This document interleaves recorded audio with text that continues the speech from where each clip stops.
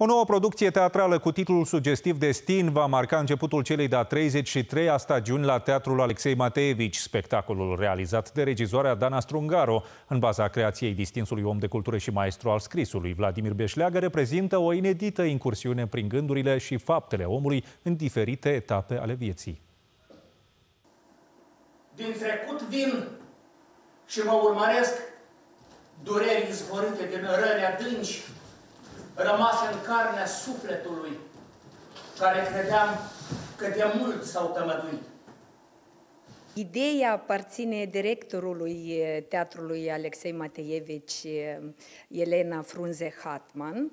Deci, pentru mine a fost o provocare. Am discutat în primul rând cu domnul maestru Vladimir Beșleagă despre creația dumnealui și recitindu-i creația, am ajuns la concluzia că spectacolul va fi numit Destin, destinul omului și umbrele gândurilor sale. Regizorul Dana Strungaro a acumulat din toată opera domnului Vladimir Beșleagă, a făcut o concluzie despre destinul omului, despre etapele prin care trece omul, începând de la naștere, copilărie, tragediile din viață, dramele. Spectacolul este o simbioză între expresie corporală, mișcare, text-vers, proză, muzică. Inedite prin mesajul ce-l transmit sunt scenografia, machiajul, costumele, proiecția video, luminile ce creează atmosfera în care se află omul și gândurile sale.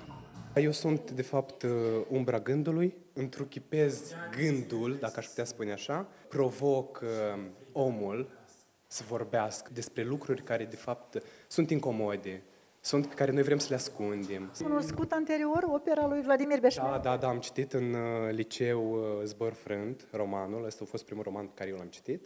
Iată, aici am descoperit cumva și versul domnului Beșleagă și proza și, în general, l-am cunoscut pe dumnealui ca om.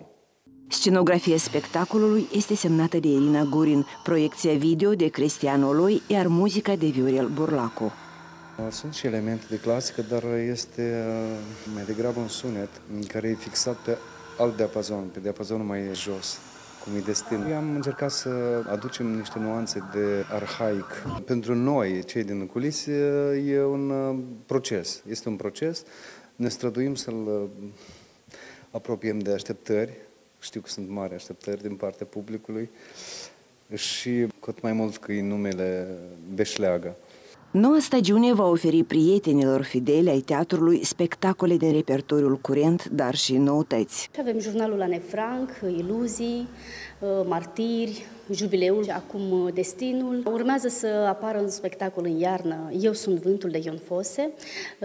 Va fi o colaborare dintre un actor de aici, e vorba de Anatol Durbală, și un actor din România, Marius Manole, cunoscutul actor Marius Manole, care vine să lucreze aici la teatru în stagiune, deci într-un spectacol de repertoriu, nu doar pe proiect. Cred că se întâmplă pentru prima dată. Premiera spectacolului Destin și inaugurarea celei de-a 33-a stagiuni la Teatrul Alexei Mateevici va avea loc în data de 18 septembrie cu respectarea tuturor rigorilor antiepidemice.